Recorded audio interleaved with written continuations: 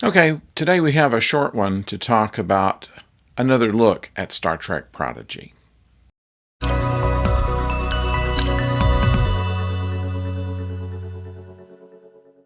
Hello out there, I'm the oldest nerd, and when I first reviewed Star Trek Prodigy, it was right at the beginning of the season, beginning of the series, and what we had was a cartoon that is intended for younger viewers, the idea to give them the idea of what Star Trek is about and eventually get them hooked on it to where they'll look at the other programs that Paramount offers.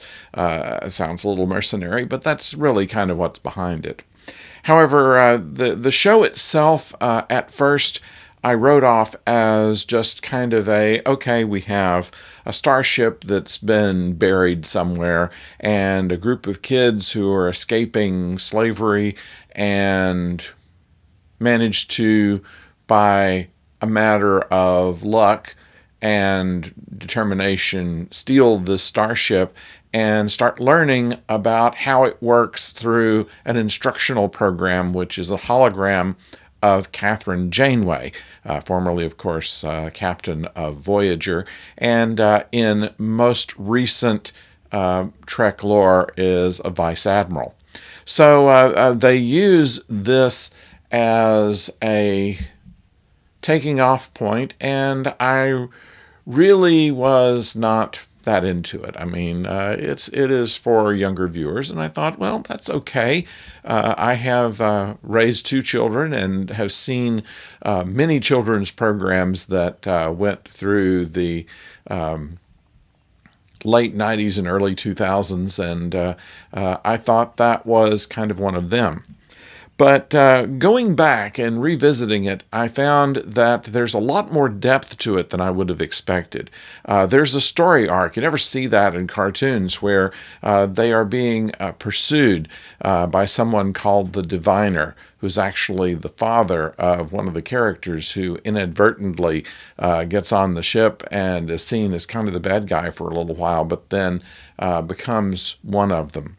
And in the most recent episode called Prelude, we have actual backstories for all the characters. This isn't something you see in cartoon characters. You have the hero and the villain, and you have the funny one and the smart one, and then a talking dog.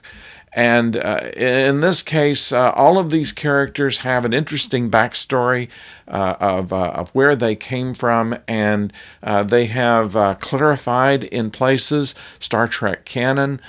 They have added to the knowledge base of the Federation and what kind of things go on. And through the getting used to the ship and figuring out what Starfleet is about.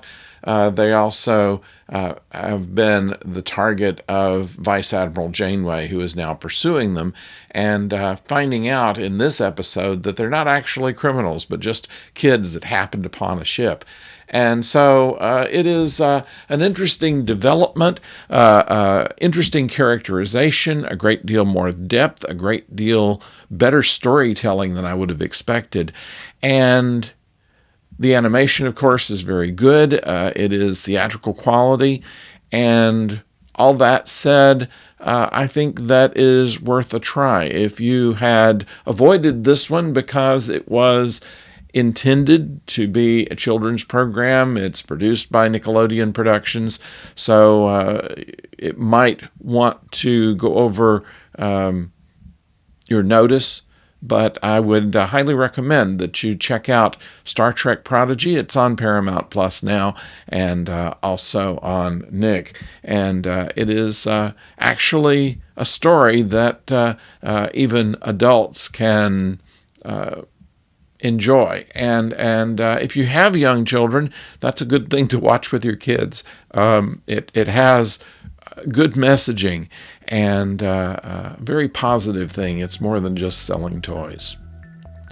So I'd like to know what you think about this. Please let me know in the comments below. And of course, if you haven't subscribed, please do so. We're going to be talking about beginning of the first of the year, we're going to start back on classic Trek reviews, and there are other Trek projects that are going to be coming our way that we're going to pay some attention to, and we have some